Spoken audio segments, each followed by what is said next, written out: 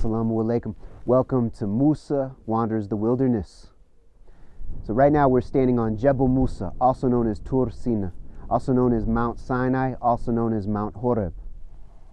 So this is the purported Mount Sinai. There are debates about whether it is the actual Mount Sinai or not, but the story is still the same, and it's still very, very intriguing and very important. Now up top, we made a short video, but it was so cold that it was really hard to even focus. But at the very top, it's about 7,500 foot tall, and it's, I believe, the second tallest mountain in Egypt, or something along those lines. And you can see Mount Katrina, which is the tallest one at 8,600 feet. And that's the tallest mountain in all of Egypt, not just Sinai. But you'll find a Fatimid era masjid that was built by Christian monks. And you'll also find a Christian church up there. I believe it's an Eastern Orthodox church, maybe Greek Orthodox. I do know that the Georgian Christians had a very strong presence here in much earlier times, pre-Islamic times, even perhaps after. But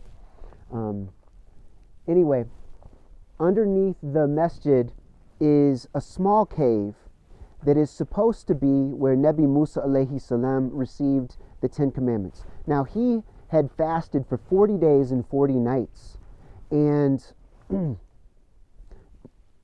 received revelation, received the 10 Commandments at this point.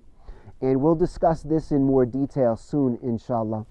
But it's interesting because the Sinai Peninsula seems to be associated with a number of things. The prostration tradition, with the 40-day fasting tradition, because just behind me, you will see some cypress trees, and this is the cave of Elijah, down there, I believe, by the building. We're not able to access it right now, but that's where Ilyas alayhi salam is supposed to have spent time contemplating and praying and fasting.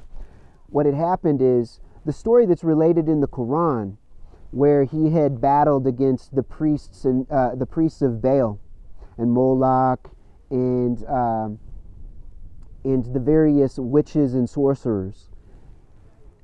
After that, his life was threatened, and he was very, his life was under threat. And he laid down and he slept underneath a bush. And while he was sleeping, an angel woke him up and provided him with food and drink. So Ilyas then falls asleep again. And then a second time, the angel nudges him awake and presents him with food and water and says, "Eat, you have a long journey ahead of you." So for the next 40 days and 40 nights, Ilyas alayhi salam makes a journey across Philistine and down into the Negev desert and into Sinai. And he was wandering in this area according to the stories. And I believe most of this is from the first book of Kings, 1 Kings. And so he comes to this area. This looks like a melted mountain. It's very cool. And he goes into a cave, supposedly this cave. And while he's there, he asks Allah to reveal himself to him.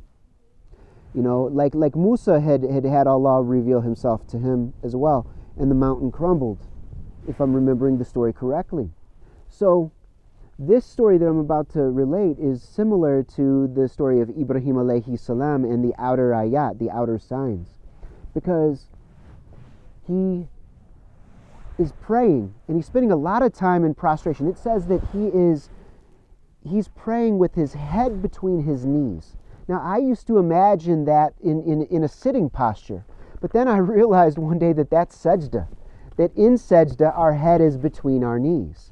So he's spending time in sajda in a cave, which is quite interesting because a lot of very interesting experiences for people within the prophetic tradition, especially the prophets, peace be upon them, happen within caves in the deep darkness. So first, he sees a whirlwind. And then there's an earthquake. And he doesn't find Allah in the whirlwind. And he doesn't find Allah in the earthquake. Then there's a fire. And he does not find Allah within the fire. Finally, Allah reveals himself to him and speaks to him with a still small voice. So in other words, in the silence. And this is where he receives his next message about what he's supposed to do. How he's supposed to go and anoint a new king. And so he's supposed to go back to the Holy Land. And he is going to anoint a new king. And he is going to meet Elisha alayhi salam. Ilyas alayhi salam. Elisha. Who's going to be his closest disciple and his inheritor, his spiritual successor. Together, both of them, like first Ilyas and then Ilyas, they led a group of how can I put this? Of inheritors of the prophets called the sons of the prophets. This is very, very fascinating. And they remind me of a Sufi order, and so you could look at Ilyas and you could look at Ilyas as Sufi masters, and at the same time they're prophets. Well, I'll discuss Ilyas a little bit more in the future, inshallah, because he's a very fascinating man. And anyway, so this area by the cypress is supposed to be where his cave is, and that is where he experienced Allah in the silence, in the darkness.